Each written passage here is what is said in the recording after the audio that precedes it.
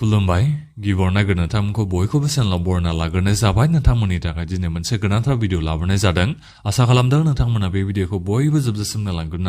आं नोंथांमोननिसिम बे भिडिअनि गेजेरजों मुख्य मन्त्रि कृषि साहाय्य योजना बे स्किमनि बागै खोन्थाहरनो सानदों मानो होनोबा नोंथांमोना बे स्किमनि जोहै गासै 11,000 नोंथांमोना फैसा मोननो थांगासिनो दङ बोसोरसेयाव आरो बिनिफ्राय जायफोर नोंथांमोना दायो पीएम किसाननि जोहै फैसा मोननो हागासिनो दङ दा नोंथांमोनाथ' बोसोरसेयाव मात्र 6,000ल'सो फैसा मोननो हायो मास मोनब्रैजोंसो नोंथांमोना 2,000 फैसा मोननो हायो दा बिनिखायनो नोंथांमोना पीएम किसाननि दायो फैसा मोनबाय थानो हानाय नोंथांमोना डाइरेक्ट नैबे मुख्य मन्त्रि कृषि साहाय्य योजना बे स्किमनि मुलाम्फाखौ नोंथांमोना थोंजोङैनो मोननो हाखासिगोन दा बिनिखायनो नोंथांमोना बोसोरसेयाव बेसेबां फैसा मोननो हागोन नैबे कृषि साहाय्य योजनानि 11,000 पीएम किसाननि 6,000 गासै नोंथांमोना बोसोरसेयाव 17,000 फैसाखौ मोननो थांगासिनो दङ दा बिनिखायनो बे भिडिअखौ नोंथांमोना गासिबो जोबजासिम नायना लाखादो मानो होनोबा आं नोंथांमोननिसिम बे भिडिअनि गेजेरजों सोरबादिया एप्लाइ खालामनो हागोन मा डकुमेन्ट्सखौ होनानै नोंथांमोना एप्लाइ खालामनो हागोन बहा थांनानै एप्लाइ खालामनो नांगौ आं बिनि बागै खोन्थाहरजोबनो नागिरखाबाय आरो नोंथांमोना बेखौबो मिथिना लाबानो जाबाय जायफोर नोंथांमोना दायो पीएम किसाननि फैसाखौ मोननो हायाखै दा नोंथांमोनाबो नैबे मुख्य मन्त्रि कृषि साहाय्य योजना बे स्किमनि मुलाम्फाखौ मोननो हायो बेखौ नोंथांमोना गिबियावनो मिथिना लाग्रोबानो जाबाय दा बिनिफ्राय आंनि नोंथांमोननिसिम मोनसे खावलायनोबो थाग्रोबाय गिबियावनो गासिबो नोंथांमोना गिबियावनो अन्नानै चेनेलखौबो साबस्क्राइब खालामना लाग्रोलायनानै जाहाथे नोंथांमोना बेबादिनो स्किमफोरनि आपडेटखौ नैबे चेनेलनि गेजेरजों मोनबाय थानो हायो आरो बेनिफ्राय जुदि नोंथांमोना माबाफोर आंनिसिम सोंनांगौ बाथ्रा नोंथांमोना दङबा नोंथांमोना फेसबुक नङाबा इन्स्टाग्रामाव डाइरेक्ट फल' खालामनानै आंनिसिम एसएमएस हरबानो जाबाय अब्ला नोंथांमोना रिप्लाइखौ थोंजोङै मोननो हागोन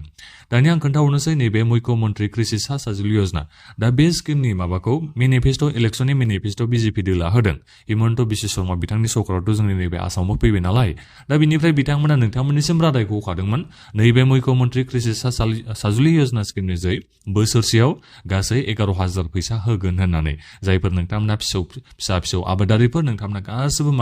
मुलाम्फाखौ मोनजोबनो हागोन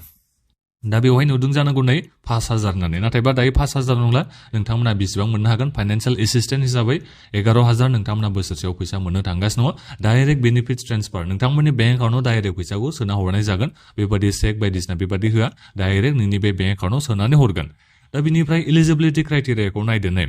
जायफोर नोंथांमोना आबादारि आसामनि रेसिडेन्ट जायफोर नोंथांमोना आसामनि थागिबि बिनिफ्राय नोंथांमोना आसामनि आबादारि नोंथांमोना गासिबो एप्लाइ खालामनो हायो मारै बुंखो हमनो हालायलाङासै आं दा जिखियानो जाया आसामनि आबादारिनि एप्लाइ खालामनो हागोन दा बिनिफ्राय बैसोआ बेसेबां जानांगोन ना 2 बोसोरनि बारा जानाय जानांगोन जायखिजाया खमथारबाबो 21 बोसोराथ' नोंथांमोना जानाय जाथारनांगोन एप्लाइ खालामनो थाखाय दा निस्सय जायफोर नोंथांमोना आबादारिफोर नोंथांमोननि बैसोआ 21 बोसोरनि बारबाय जानो हागौ दा बिनिखायनो एप्लाइथ' नोंथांमोना खालामजोबनो हागोन आरो नोंथांमोना स्मल मार्जिनेल आबादारिफोर गासिबो नोंथांमोना एप्लाइ खालामनो हायो दा बिनिफ्राय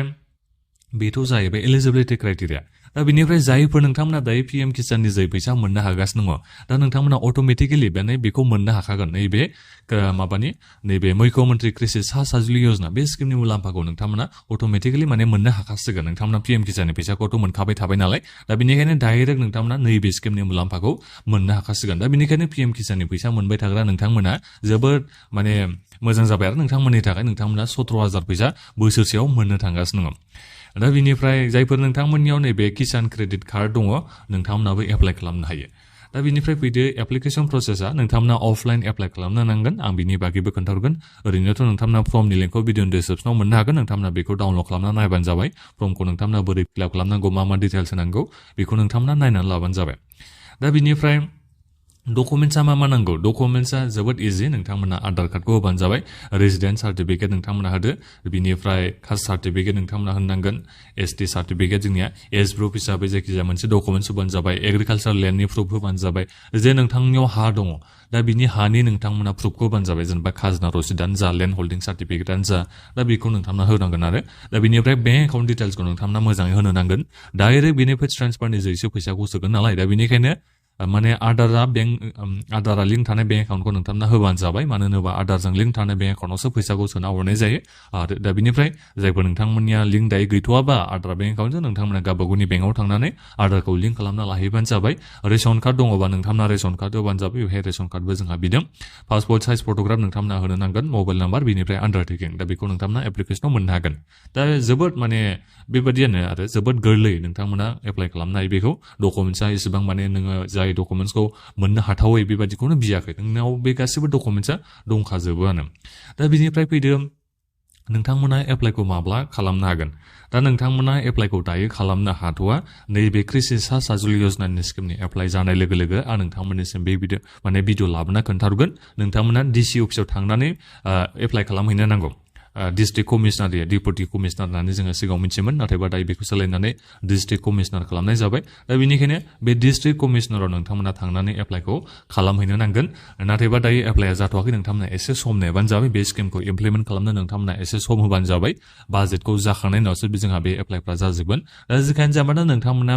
पिएम किसाननि फैसा मोनबाय थाग्राफोर नोंथांमोनाथ' माने बोसोरसेयाव 17,000 फैसा मोननो थांगासिनो दङ आरो बिनिफ्राय जायफोर नोंथांमोना दायो पिएम किसाननि फैसाखौ मोननो हायाखै दा नोंथांमोनाबो मोननो हागोन बे नङा जेनेबा पिएम किसाननि मुलाम्फा मोनगिरि नोंथांमोनाल' फैसाखौ मोननो हागोन बे नङा जायफोर नोंथांमोना फिसा फिसौ बेबादिनो आबाद मावो नोंथांमोना गासिबो मुलाम्फाखौ मोनजोबगोन नोंथांमोना बै 11,000 फैसाखौ मोननो हागोन नाथायबा पिएम किसाननि फैसा मोनग्राफ्रा मालाय बिथांमोना बोसोरसेयाव 17,000 फैसाखौ मोननाय जाहैसिगोन आरो दा बेखौ नोंथांमोना निसय दायो मिथिना मोनजोब्बाय जानांगौ दा बिनिफ्राय जोंहा बेहाय सेलेक्सन बायदिसिना खालामनाय जायो